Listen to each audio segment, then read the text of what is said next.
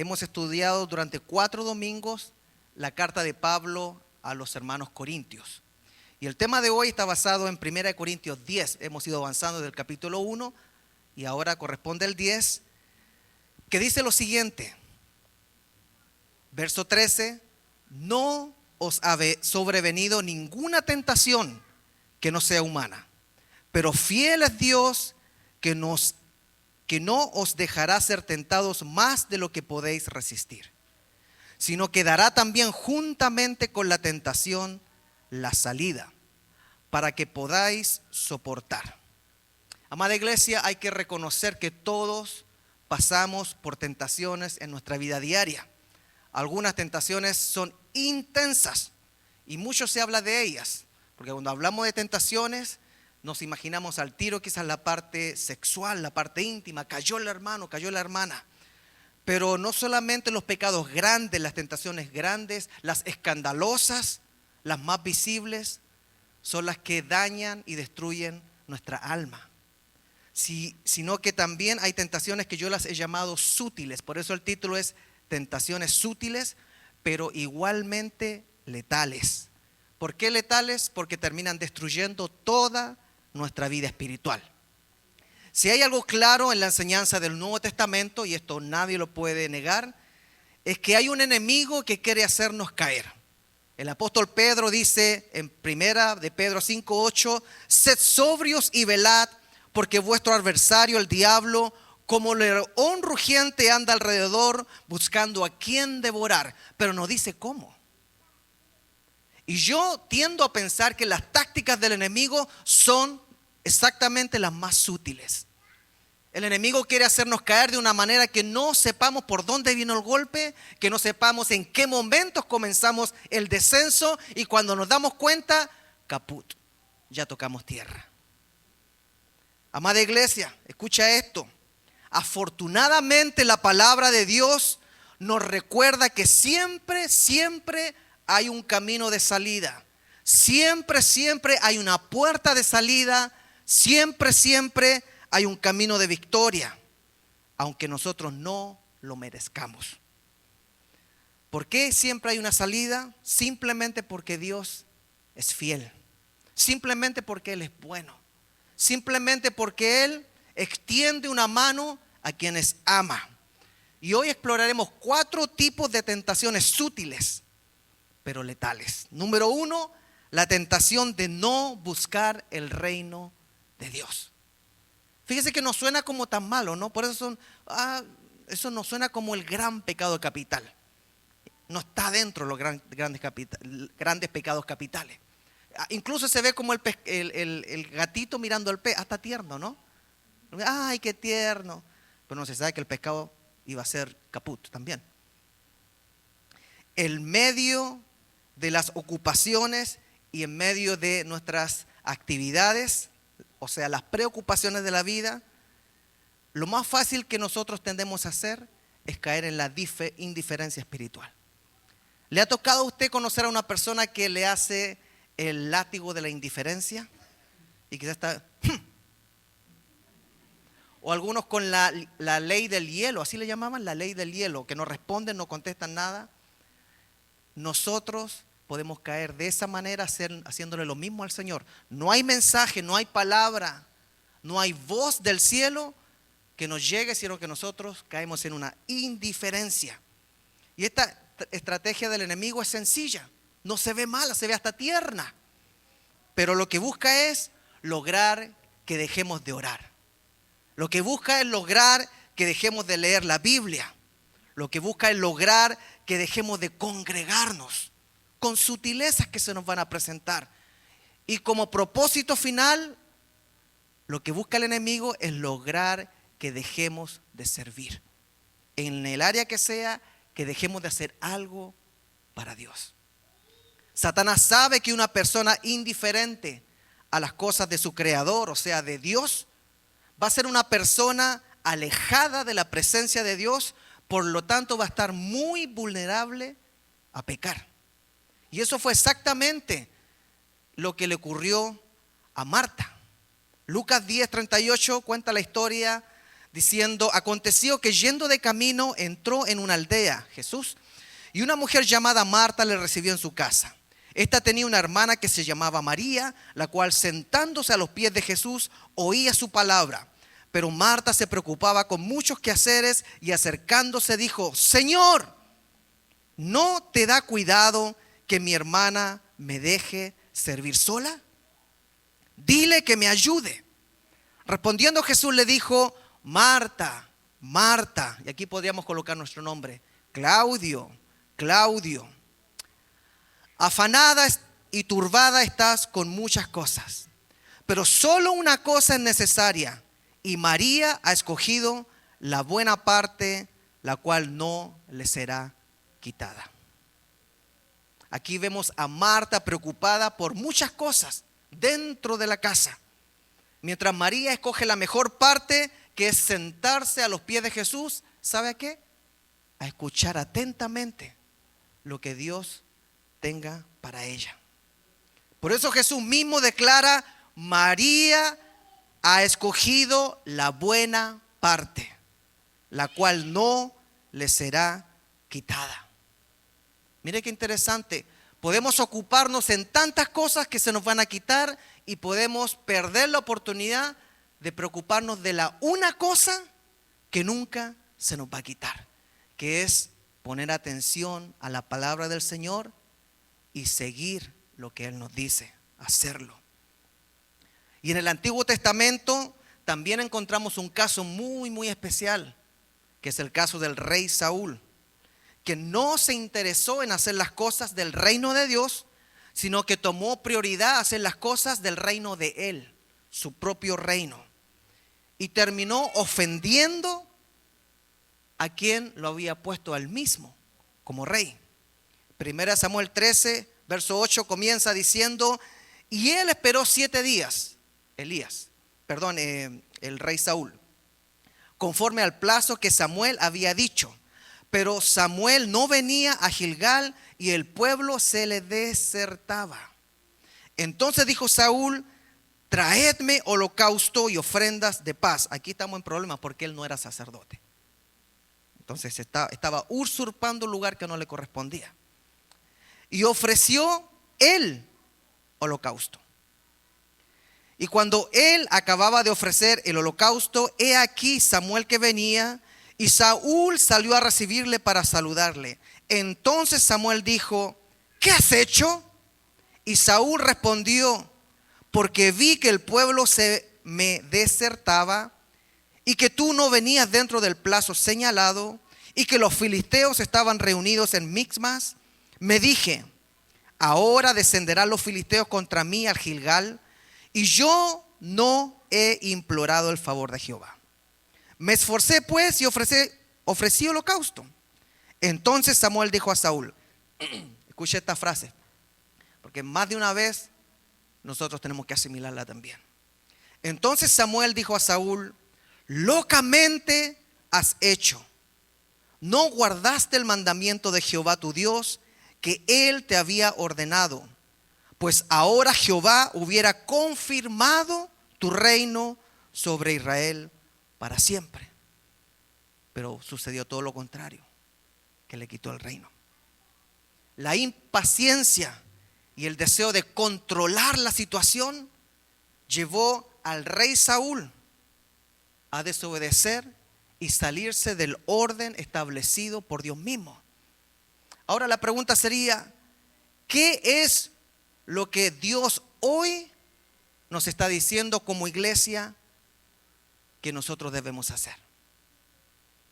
Hebreos 10:23 dice: mantengámonos firmes sin titubear en la esperanza que afirmamos, porque se puede confiar en que Dios cumplirá su promesa.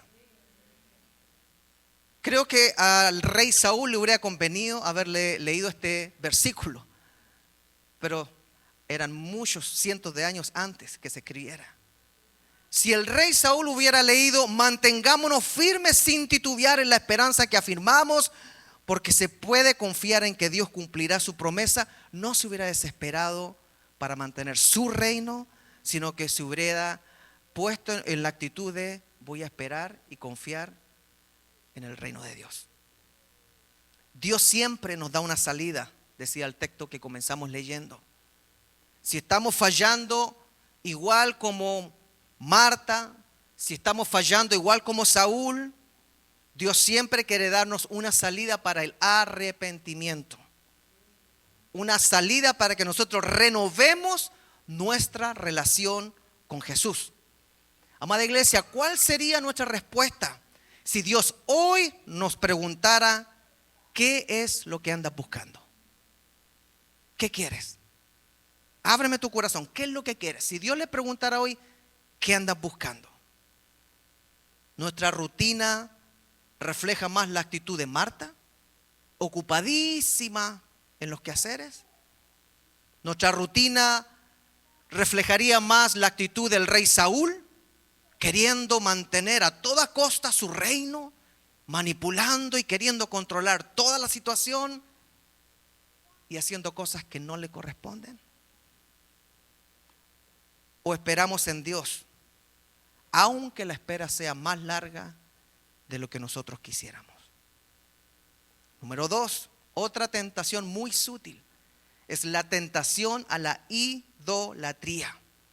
Primera de Corintios 10:14, que es el versículo que continúa con el cual comenzamos hoy, dice: por tanto, amados míos, huid de la idolatría. La idolatría no es adorar solamente ídolos físicos, como en los tiempos antiguos.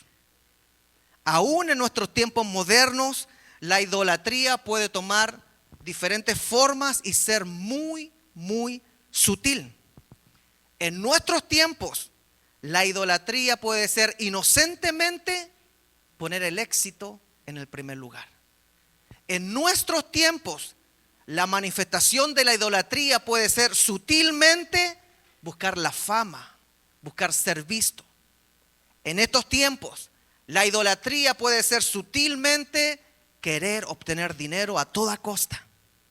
En estos tiempos, la idolatría puede ser poner en primer lugar las relaciones personales con quien usted quiera llamar. En nuestros tiempos, la idolatría puede ser adorar inocentemente la consolidación económica y lo demás se ubica donde le caiga.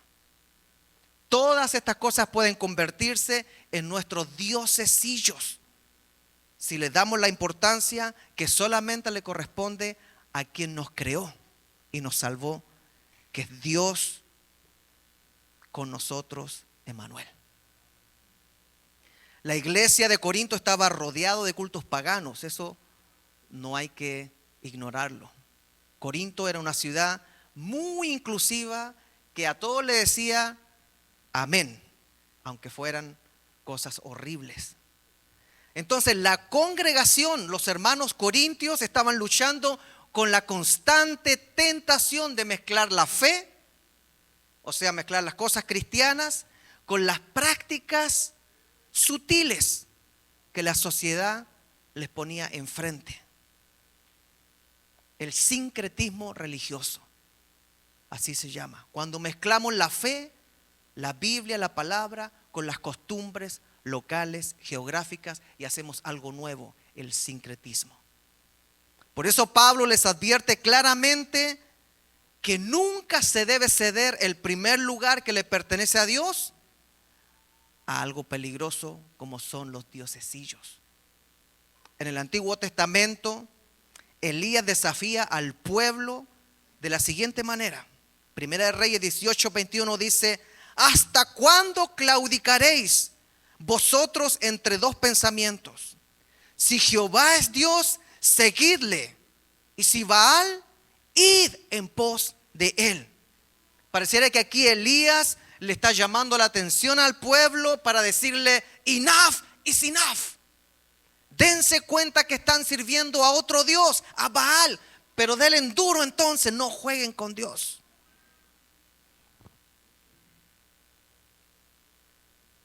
En 1 Corintios 10:7, el apóstol Pablo le dice a los corintios algo parecido, citando el Antiguo Testamento. Le dice: no sean idólatras, corintios, como lo fueron algunos de ellos, según está escrito. El pueblo se sentó a comer y a beber y luego se levantó a divertirse. Amada iglesia de Cristo, amada iglesia Creekside, debemos entender esto. Pero en nuestro contexto no se trata de hacer pedazo a los hermanos corintios. ¿Cuál es nuestro contexto de 1 de Corintios 10:13? Es que la idolatría se refiere a la exaltación de cualquier cosa que ocupe el lugar de Dios en nuestro corazón.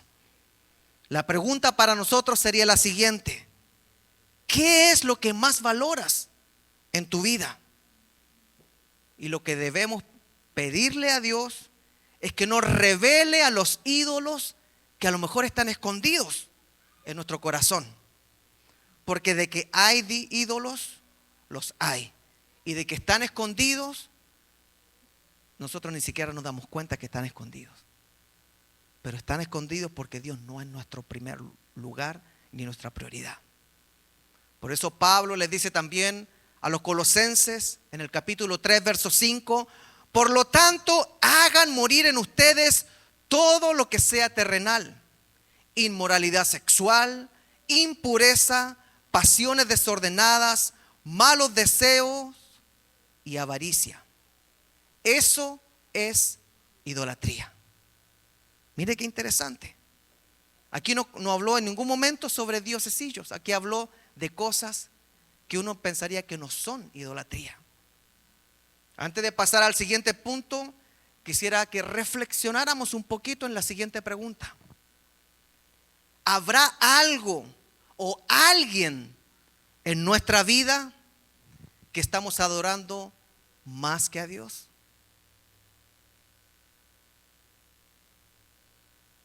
Y la pregunta crucial sería: ¿estás dispuesto a renunciar a ese algo o a ese alguien por amor a Dios, para que tenga Él el primer lugar? Esto me lleva a la tercera tentación sutil, que es la tentaciones de la desesperación, y lo coloqué en plural porque cuando nos sentimos desesperados, como el rey Saúl, actuamos locamente. Salmo 42:5 dice: ¿por qué te abates, oh alma mía, y te turbas dentro de mí?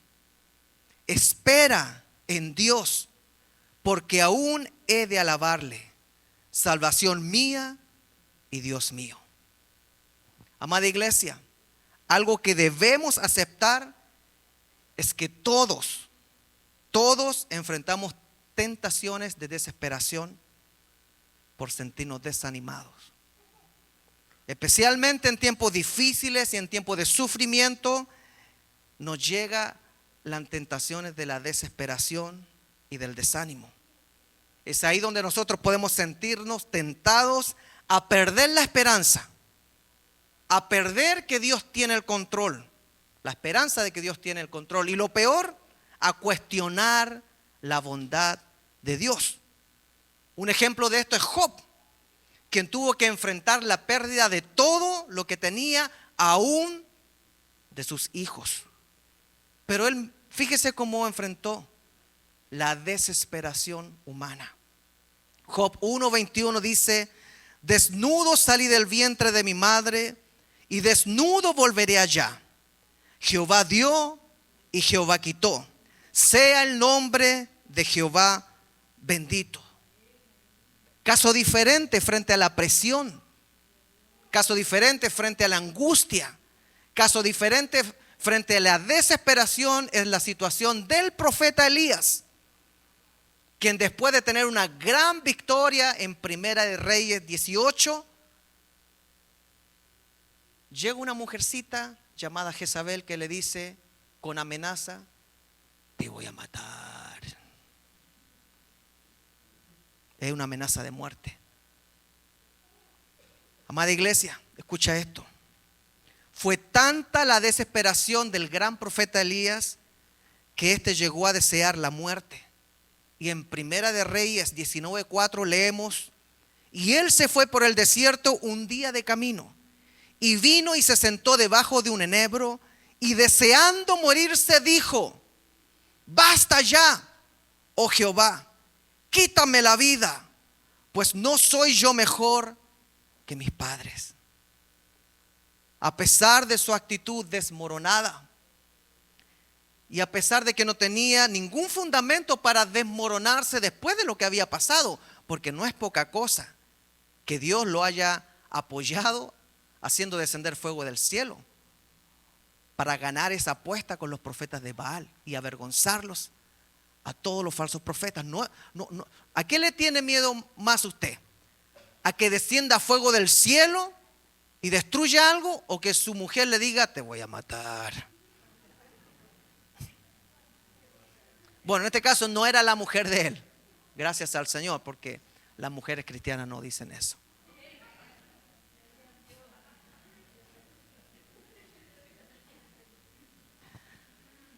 Elías se va y se encierra en una cueva porque le cayó toda la angustia.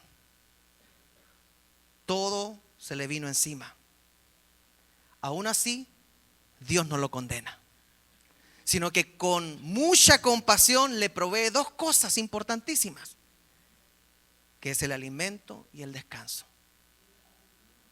Pero hay una tercera cosa que Dios le provee a Elías, que es muy importante. Porque en medio de la desesperación del profeta Elías, Dios le recuerda: hey Elías, todavía tengo propósitos contigo. Primera Reyes 19:7 dice: y volviendo el ángel de Jehová la segunda vez, lo tocó, diciendo: levántate y come. Y aquí viene la tercera: porque largo camino te resta. Amada iglesia de Cristo, cuando nos sentimos abatidos, cuando nos sentimos desesperados, es crucial que recordemos lo siguiente: Dios siempre tiene un plan. Dios siempre sigue siendo fiel. Y algo que hasta lo cantamos: Dios siempre tiene el control. En vez de perder la esperanza, debemos buscar escuchar la voz. En vez de perder la esperanza, debemos buscar su consuelo. En vez de perder la esperanza, debemos buscar la fortaleza que proviene de parte de Dios. Lo peor que se puede hacer, amada iglesia, en un momento de desesperación es ponerse a atacar a los demás. O peor aún, a buscar culpables. Eso precisamente ocurrió en el huerto del Edén. Cuando Dios quería restaurar a Adán y Eva, en su desesperación, estos comenzaron a decir lo siguiente. Génesis 3, 12, 13. Y el hombre respondió: la mujer que me diste por compañera, y ahí la miró, me dio del árbol. Y yo, como obediente esposo, comí. Esa parte está editada. Verso 13. Entonces Jehová dijo a la mujer: ¿qué es lo que has hecho? Y dijo la mujer: la serpiente, allá, la serpiente me engañó y comí. Ni Adán ni Eva tomaron responsabilidad por sus actos. La pregunta era personal. Cuando Dios nos confronta de forma personal, nosotros no podemos tirar la bola para otro lado. Amada iglesia de Cristo, en tiempos de desesperación debemos recordar que el llamado de Dios siempre es: espera, espera.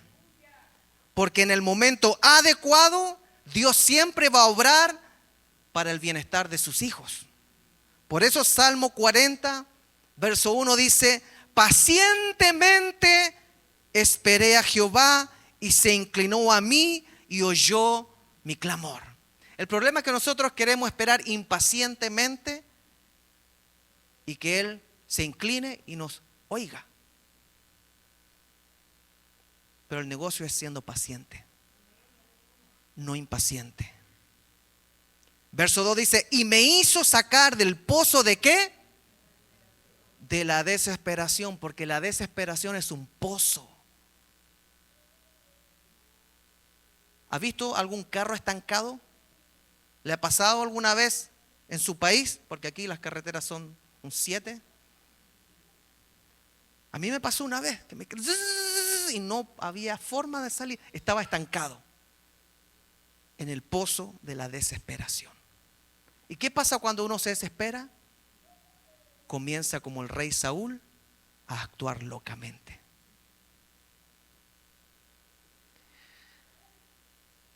A ver, verso 2. Y me hizo sacar del pozo de la desesperación, del lodo cenagoso, puso mis pies sobre peña y enderezó mis pasos. O sea, la razón por la que estaba cayendo al pozo era porque sus pasos andaban chuecos. Si no, no había que enderezarlos. Puso luego en mi boca cántico nuevo. ¿Alguno aquí tiene un cántico nuevo o todavía está cantando Juan Gabriel o la Pachita, la del barrio, que es lo que es?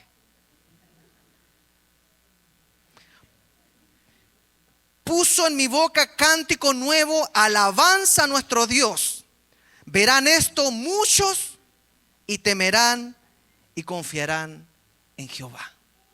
Amada iglesia, debemos reconocer que la desesperación te va a estancar y te va a hacer locuras. Y por último, tentaciones sutiles. La tentación del ego. Que son varias tentaciones que vienen del ego. Proverbios 16:18 dice: antes del quebrantamiento es la soberbia, y antes de la caída la altivez de espíritu. Amada iglesia, estamos conscientes nosotros de que el orgullo y la vanagloria pueden tentarnos a buscar el reconocimiento, la aprobación humana, en vez de andar buscando la aprobación de Dios. Alguien dice por ahí: ¿para quién trabajas? Dios nos pregunta hoy día: ¿para quién trabajas? ¿A quién andas buscando aprobar? Lucas 18 narra la siguiente historia. A unos que confiaban en sí mismos como justos y menospreciaban a los otros, dijo también esta parábola Jesús. Mire cómo parte: a unos que confiaban en sí mismos como justos. O sea, su ego estaba en el tercer cielo. Menospreciando a los otros, dijo también esta parábola. 2 hombres subieron al templo a orar.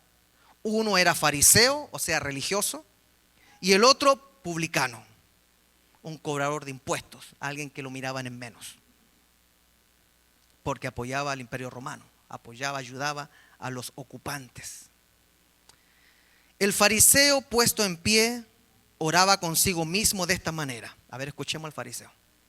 Dios, te doy gracias porque no soy como los chilenos, como los hombres, otros hombres, ladrones, injustos, adúlteros, ni aún como este publicano.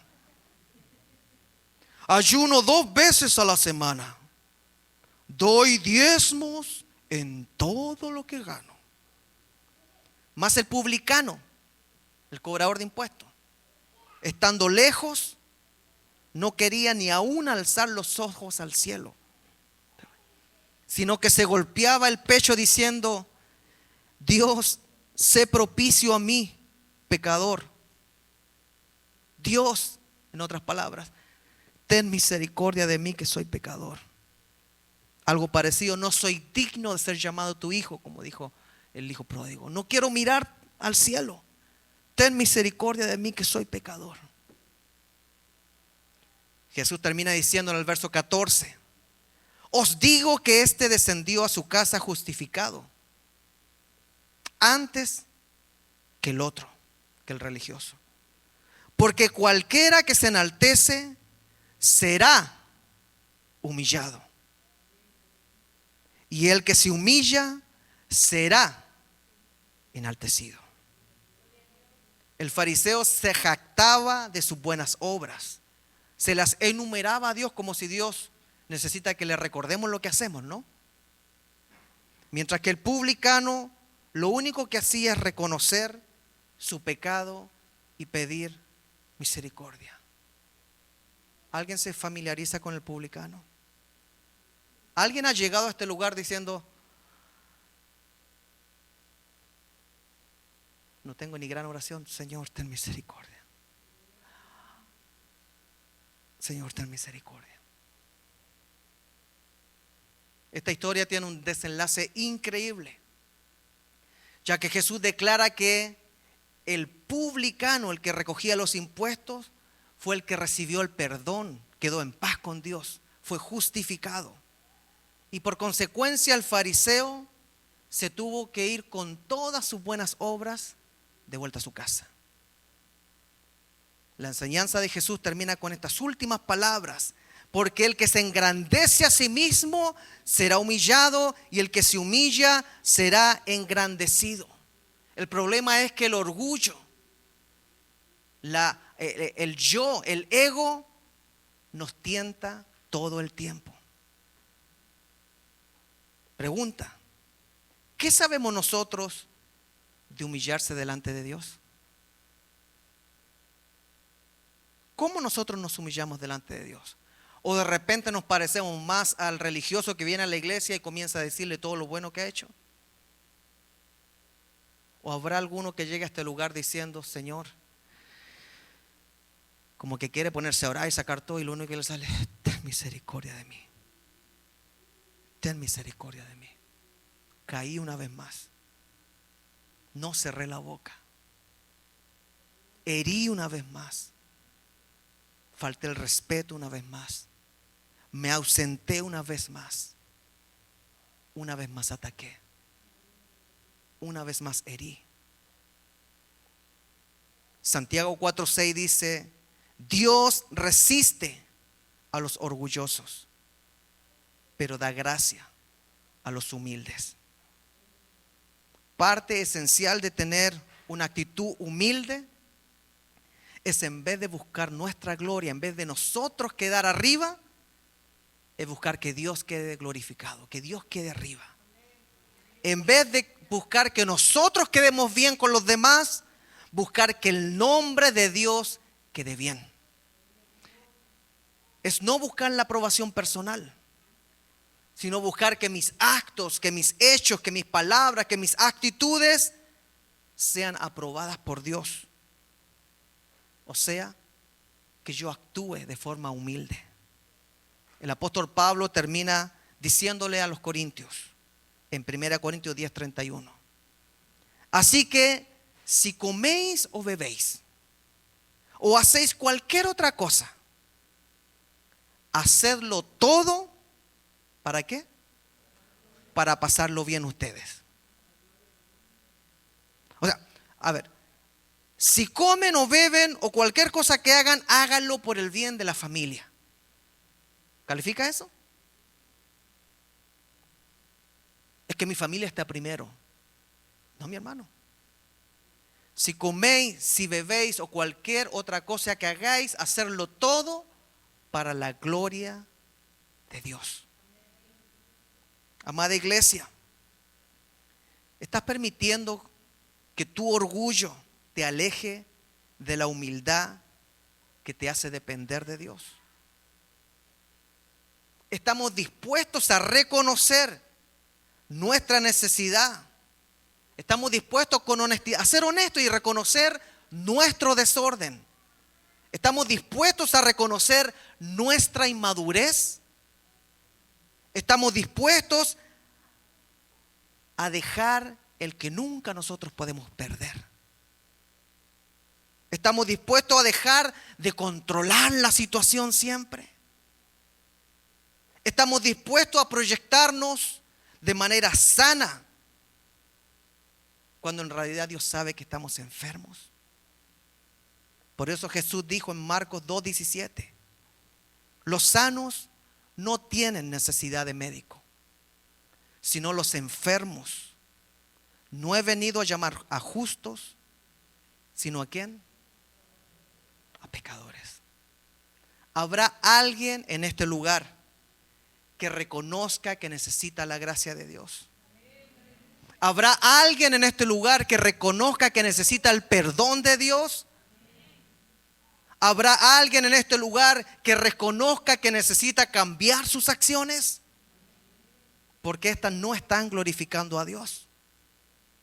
¿Habrá alguien en este lugar que reconozca que ha cedido a las sutiles tentaciones de no buscar el reino de Dios, de idolatrar algo o a alguien por sobre Dios, o de acceder a que la desesperación lo haga actuar locamente, o a permitir de que el ego de él siempre lo haga quedar por sobre otra persona? Hoy es el día. Al igual que los hermanos de Corintios, nuestros hermanos, ellos tuvieron la oportunidad y ya partieron la presencia del Señor, y ellos son la iglesia durmiente. Pero nosotros hoy podemos volvernos a Dios, entregarle todo peso, toda carga, entregarle toda actitud que sabemos que está chocando con la palabra de Dios, y comenzar a buscar algo que es doloroso: ser perfeccionados. Ser perfeccionados a través de la palabra y ser perfeccionados a través del Espíritu, tal como la vasija en manos del alfarero. ¿Habrá alguien aquí que diga: Señor, necesito que me tomes en tus manos y me hagas de nuevo? Pongámonos de pie, por favor.